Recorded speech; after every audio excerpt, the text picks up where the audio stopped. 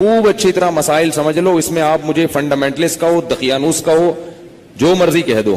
میں اللہ کا حکم آپ کو سنا رہا ہوں, عمل کرنا ہے کرو, نہیں کرنا ہے تو جیسے چل رہے ہو چلتے رہو, ہم سے سوال نہیں ہوگا. بہت بے احتیاطیاں ہوتی ہیں. ہم لوگ ہندو نہیں ہیں, عیسائی نہیں ہیں. مسلمان بننا ہے تو تمیز سے بنو بھائی, نہیں بننا ہے تو پھر انگریزوں کے کلچر کو فالو کرو, وہ بہت ایڈوانس جا رہے ہیں آج کل. بار بار کہتا ہوں, یہ کیا نہ ادھر کے نہ ادھر کے. تو جب بیٹی 9 سال کی ہو جائے, بیٹی 9 سال, تو باپ پر یہ احتیاط لازم ہے کہ وہ اس کو پیار کرنے میں احتیاط سے کام لے. بہتر یہ ہے کہ اپنی باڈی کو اس کی باڈی سے دور رکھے. پیار کرنا ہو سر پہ ہاتھ رکھے, بیٹی سر پہ پیار کرے, گالوں پہ یا ہونٹ پہ پیار نہ کرے. 9 سال کی بچی احتیاط کرے اس سے, یہ احتیاط کی عمر ہے. اور جب بالغ ہو جائے پھر تو ہرگز اس کی اجازت نہیں ہے. کیونکہ مسئلہ یہ ہے کہ باپ اگر بیٹی کو اس طرح سے پیار کرے اور خدا نخواستہ باپ کے دل میں شہوت پیدا ہو گئی, اور اس کی کچھ تفصیل ہے, یہ خود سے فیصلہ نہ کریں, مفتی سے کسی مفتی کے سامنے پوری صورتحال رکھیں. تو اگر یہ شہوت پیدا ہو جائے تو اس بیٹی کی ماں اس باپ پر ہمیشہ کے لیے حرام ہو جاتی ہے. شریعت میں جو سیکچول ریلیشن ہے وہ ایک وقت میں ایک عورت کے ساتھ ہو سکتا ہے. ماں سے ہو گیا تو بیٹی سے نہیں ہو سکتا, بیٹی سے ہو گیا تو ماں سے نہیں ہو سکتا. ایسی اجازت نہیں ہے کہ ادھر بھی اور ادھر بھی, نہ نہ نہ نہ.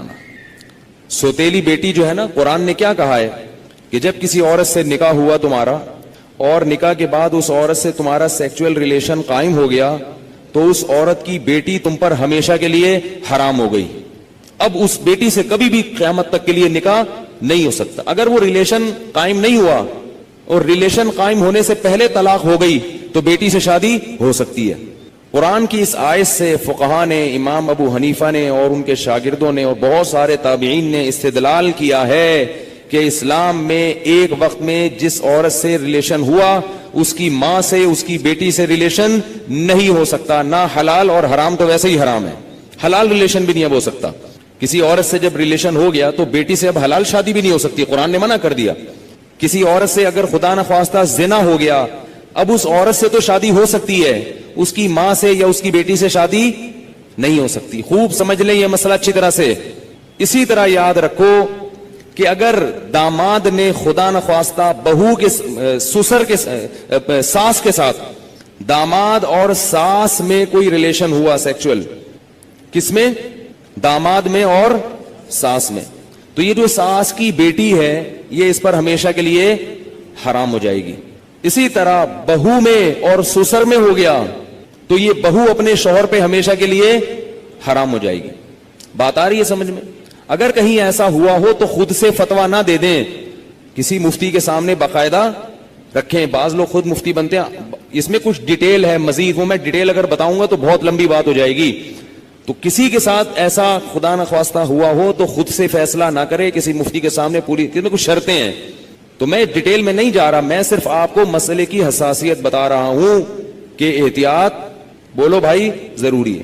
کن رشتوں سے احتیاط ضروری؟ سگی بیٹی سے احتیاط ضروری, بیٹے کا اپنی ماں سے احتیاط ضروری, ساس سے احتیاط ضروری, داماد سے احتیاط ضروری. یہ وہ رشتے ہیں. سوتیلی بیٹی سے احتیاط ضروری. کسی عورت سے آپ نے شادی کی, اس کی بیٹی آپ کی محرم ہے, لیکن اگر اس سوتیلی بیٹی سے سیکچول ریلیشن ہو گیا تو وہ بیٹی تو حرام تھی, اس کی ماں بھی ہمیشہ کے لیے حرام ہو گئی. ایسے واقعات آتے ہیں. کسی خاتون سے نکاح کیا, اس کی بیٹی بھی ہے, اب بیٹی سے سر کی مالش کروا رہے ہیں, بیٹی سے پاؤں دبوا رہے ہیں. یہ کیا بے شرمی ہے بھائی؟ جوان بیٹی سے جو ہے نا وہ پاؤں دبوا رہے ہیں, سر کی مالش کروا رہے ہیں. اور بہت سارے ایسے واقعات آتے ہیں, فون آتے ہیں کہ جی جوان بیٹی تھی, اس سے ایسے میں کر رہا تھا تو مجھے شہوت پیدا ہو گئی, میں کیا کروں؟ کیا کریں بھائی, آپ کی بیوی حرام ہو گئی اور کیا کرو؟ حضرت یہ کیا, مجھے تو پتہ ہی نہیں تھا. شریعت کے علم, مسئلے کا علم نہ ہونا اس سے یہ تھوڑی کہ شریعت ہی بدل جائے گی. آپ گئے پاکستان آئے, آپ کو نہیں پتا کہ لال بتی پہ گاڑی روکنی ہے اور ہری پہ چلانی ہے, آپ کو پتہ نہیں تھا. لال بتی پہ آپ سگنل توڑ کے آگے چلے گئے, پولیس والے نے روکا تو آپ کہہ رہے مجھے تو پتہ ہی نہیں تھا کہ لال پہ روکتے ہیں. چھوڑ دے گا آپ کو وہ؟ تو اسی طرح اللہ بھی نہیں چھوڑتے کہ پتہ ہی کوئی نہیں, آپ کو پتہ ہی نہیں تھا آپ کو. تو یہ خوب سمجھ لیں, ان رشتوں میں احتیاط کی بہت سخت ضرورت ہے. اسلام پاکیزہ نظام بنانا چاہتا ہے. بہو گھر میں آئی ہے تو سسر کے لیے وہ بیٹیوں کی طرح ہے. جب بھی اس پہ نگاہ ڈالے, کیسی نگاہ ڈالے گی؟ بیٹی جیسے. اور اس کو ہاتھ نہ لگائے, प्यार करना है बहू को, सर पे हाथ रखे। समझ रहे हैं? नहीं समझ में आ रही ना, क्या करें? बहू को प्यार करना है तो क्या करना है?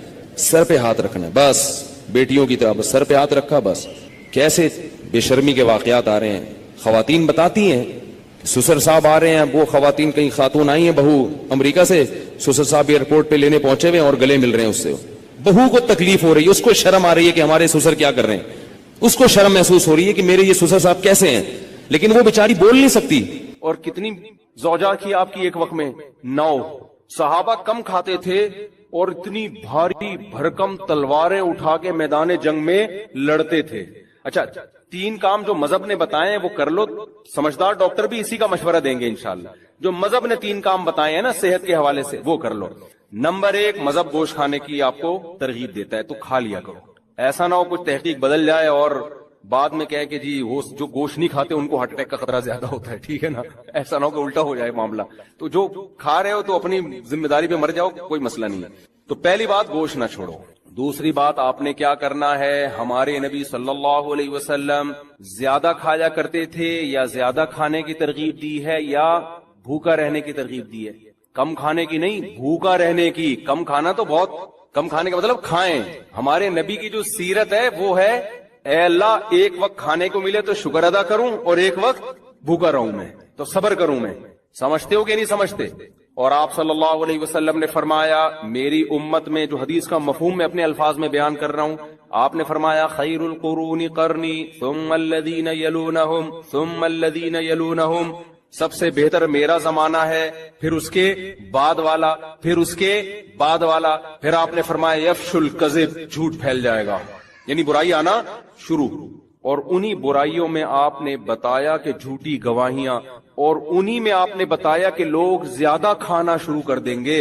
ये नहीं फरमाया कि हराम खाना शुरू कर देंगे, ना ना ना ना, हलाल खाएंगे मगर ज्यादा। तो ज्यादा खाने को भी किस में शामिल किया जा रहा है? बुराई में शामिल किया जा रहा है। यानी उम्मत इतनी बुरी हो जाएगी, खूब खाना शुरू कर देगी, खाना बहुत खाएगी। तो कम खाने की तरगीब है, कम खाने की तरगीब है। इतनी तरगीबात है ना कम खाने की कि हमें तो अपने बारे में ऐसा लगता है कि यार पता नहीं हमारा होगा क्या। नहीं, अगर हम पैगंबर सल्लल्लाहु अलैहि वसल्लम से क़यामत के दिन मिले और अपने पराठों के, हमने किसी ने बता दिया कि ये 2 पराठे सुबह नाश्ते में खाया करते थे, तो उम्मीद तो है कि इंशाल्लाह इन चीजों पे पकड़ नहीं होगी। ये तरगीबी चीजें, कोई वाजिब हुक्म नहीं है, लेकिन हम जाएंगे कहां?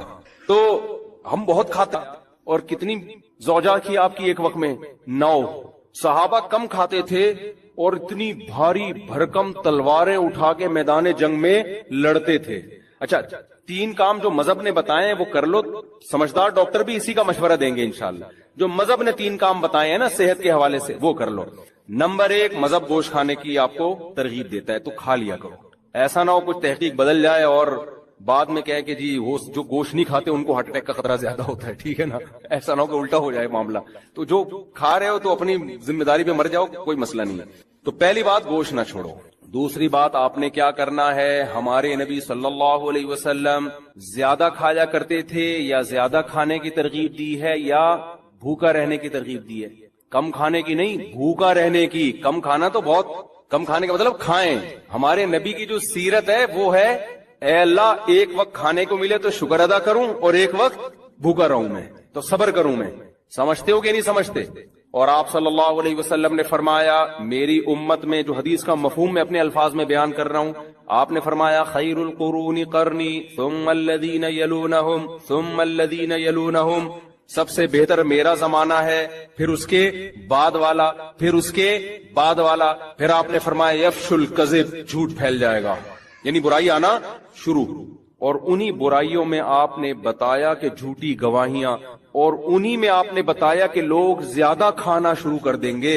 ये नहीं फरमाया कि हराम खाना शुरू कर देंगे, ना ना ना ना, हलाल खाएंगे मगर ज्यादा। तो ज्यादा खाने को भी किस में शामिल किया जा रहा है? बुराई में शामिल किया जा रहा है। यानी उम्मत इतनी बुरी हो जाएगी, खूब खाना शुरू कर देगी, खाना बहुत खाएगी। तो कम खाने की तरगीब है, कम खाने की तरगीब है। इतनी तरगीबात है ना कम खाने की कि हमें तो अपने बारे में ऐसा लगता है कि यार पता नहीं हमारा होगा क्या। नहीं, अगर हम पैगंबर सल्लल्लाहु अलैहि वसल्लम से क़यामत के दिन मिले और अपने पराठों के, हमने किसी ने बता दिया कि ये 2 पराठे सुबह नाश्ते में खाया करते थे, तो उम्मीद तो है कि इंशाल्लाह इन चीजों पे पकड़ नहीं होगी। ये तरगीबी चीजें, कोई वाजिब हुक्म नहीं है, लेकिन हम जाएंगे कहां? तो हम बहुत खाते हैं भाई, बहुत खाते हैं। نبی صلی اللہ علیہ وسلم کی خدمت. یہ میں ٹاپک کمپلیٹ کرتا ہوں, جب چل پڑا ہے نا اتنا ہو گیا تو اس کو مکمل. آپ نے جو بھائی موضوع دیا وہ کہاں گئے بھائی نے پرچی دی تھی, وہ میں اس پہ ضرور بیان, آپ جمعے کے بیان میں آتے ہیں, میں انشاءاللہ اس پہ ضرور, میرے ذہن میں پہلے سے یہ ٹاپک تھا, میں اس پہ ضرور بات کروں گا انشاءاللہ.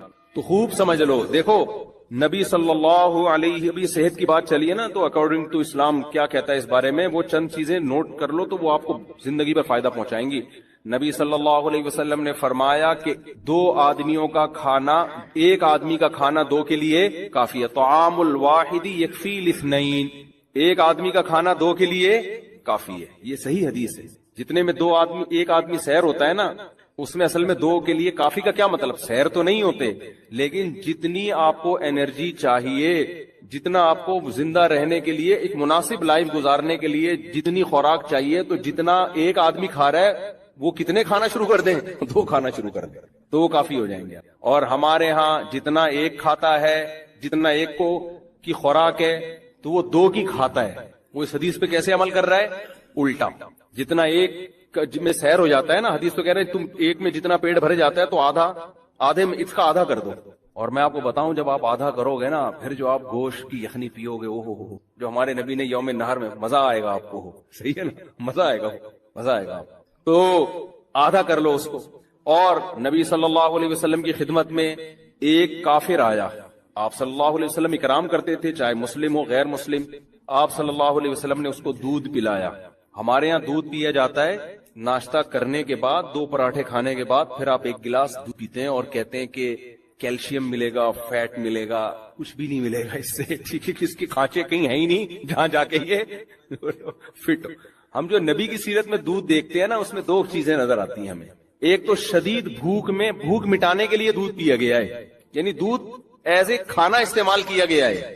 ہمارے ہاں دودھ کو کھانا بولتے ہی نہیں ہے. دودھ جب شدید بھوک لگ رہی ہوگی نا, تو پہلے خوب بریانی اور نہاری طبیعت سے پھوڑنے پھاڑنے کے بعد پھر کہیں گے, کیونکہ حکیم صاحب نے کہا کہ رات کو دودھ پی کے سونا چاہیے, لہذا پھر دودھ پی کے سو کے ایک دن دھماکے کے ساتھ پھٹ پھٹا کے ہلاک ہو جائے گا. تو ہم نبی کی سیرت میں دیکھتے ہیں, غزوہ احد میں دیکھو نا, سب صحابہ کو شدید بھوک تھی, تو حضرت ابو ہریرہ رضی اللہ تعالیٰ عنہ کو نبی نے حکم دیا, یہ دودھ کا ایک پیالہ آیا ہے نا. شدید بھوک تھی صحابہ کو, 2 3 دن کے سے بھوک لگ رہی تھی, پیٹ پہ پتھر باندھے ہوئے تھے. تو آپ نے کیا فرمایا, حضرت ابو ہریرہ کہتے ہیں کہ ایک ہی پیالہ تھا, تو نبی صلی اللہ علیہ وسلم نے حکم دیا کہ دائیں طرف سے پلانا شروع کرو. تو کہتے ہیں میں نے سوچا کہ میں اتنا مجھے بھوک لگ رہی, میرے حصے میں تو کچھ بھی نہیں آئے گا, اللہ نے برکت اتنی رکھی تو سب نے سیر ہو کے پیا اس کو. حضرت ابو ہریرہ کے برکت دے دی اللہ نے, ایک معجزہ نبی کا ظاہر ہوا. حضرت ابو ہریرہ نے پیا, کہتے ہیں اور پیو, سیر ہو گئے حضرت ابو ہریرہ رضی اللہ تعالیٰ. اس طرح کی اور بہت ساری ہمیں مثالیں ملتی ہیں کہ شدید بھوک میں, بھوک کس سے مٹائی ہے, دودھ سے. پھر دودھ جزو بدن بنتا ہے, اور ایسا ٹھا کر کے جا کے باڈی کو لگتا ہے نا. تو 2 چیزیں نبی نے بھوک میں استعمال کیا, دوسری چیز تازہ دودھ استعمال کیا آپ صلی اللہ علیہ وسلم نے, بوائل دودھ نہیں استعمال کیا, یعنی جہاں تک ہماری معلومات ہے تازہ دودھ. اب میرے یہ کلپ چلایا گیا, کسی نے کہا دیکھو لوگوں کو کچا دودھ پینے کا مشورہ دے رہا ہے جراثیم والا, تو دودھ کچا جب پیو جو فوراً نکالو اور فوراً پی جاؤ. اگر رکھ لیا تو پھر کچے کا نہیں, ہم بھی کہتے ہیں بھائی وہ تو ڈاکٹر لوگ بولتے ہیں اس میں. اور پھر خاص طور پہ جو گوالا تو کچا بھی پلا رہا ہے نا, تو اس میں گوالا بھی تو دے رہے ہیں نا دودھ. تو بھینس جتنا دے رہی ہے اس میں گوالا کا بھی اتنا اپنا خون پسینہ شامل ہے, گوبر کی چھینٹیں اور پتہ نہیں کیا کہ اس کو تو لازمی اپنی گائے ہو, اپنی بکری ہو, اور تمیز سے تھن دھو کے تمیز سے نکالا ہو, تو وہ کچا ہی بہترین ہے. وہ آپ میرے مشورے پہ پی کے دیکھیں, آپ کو بوائل میں اور کچے میں زمین آسمان کا فرق لگے. آپ ایسے ٹماٹر ہونا شروع ہو جاؤ گے, پیٹ بہت اچھا ہو جاتا ہے, بہت سارے فائدے ہوتے ہیں. تو ہمارے نبی نے ہمیشہ دودھ حلب الشاتا, دودھ نکالا اور دودھ پیا, کچا پیا ہے. تو یہ 2 چیزیں. خیر, تو میں عرض کر رہا تھا کہ کچھ لوگ آئے آپ صلی اللہ علیہ وسلم کی خدمت میں, تو ان میں غیر مسلم بھی تھا, تو آپ نے اس کا اکرام کس سے کیا, بھوک لگ رہی تھی سب کو, تو آپ نے دودھ پلایا. انہوں نے 7 پیالے دودھ پیے اس غیر مسلم. پہلے کے پیالے بھی بڑے بڑے ہوتے تھے, 1 پیالہ آپ نے فرمایا اور اس نے کہا اور, دوسرا آپ نے فرمایا اور اس نے کہا اور, 7 پیالے پی گیا. 8ویں پہ اس نے کہا بس میرا پیٹ بھر گیا, سیر ہو. ایک اور بات یہاں پتہ چلی کہ یہ بھی تھوڑا حیا کے خلاف مسئلہ ہے, لیکن آج کی نئی نوجوان نسل جو ہے اس میں بہت زیادہ مبتلا ہو رہی ہے, جس کو اورل سیکس کہا جاتا ہے. اور میں نے جیسے عرض کیا کہ شرعی مسائل میں چاہیے اور اس کو بیان کرنا یہ ہماری ذمہ داری ہے. تو یہ چیز بھی انگریزی فلموں سے اور فحش فلموں سے ہماری نئی نسل میں بہت تیزی سے سرایت کر رہی ہے, اور لوگ اس بارے میں علماء سے بہت زیادہ مسائل پوچھتے ہیں, خواتین بھی پوچھتی ہیں جو اس میں مبتلا ہے. تو اس کا بھی مسئلہ یاد رکھیں کہ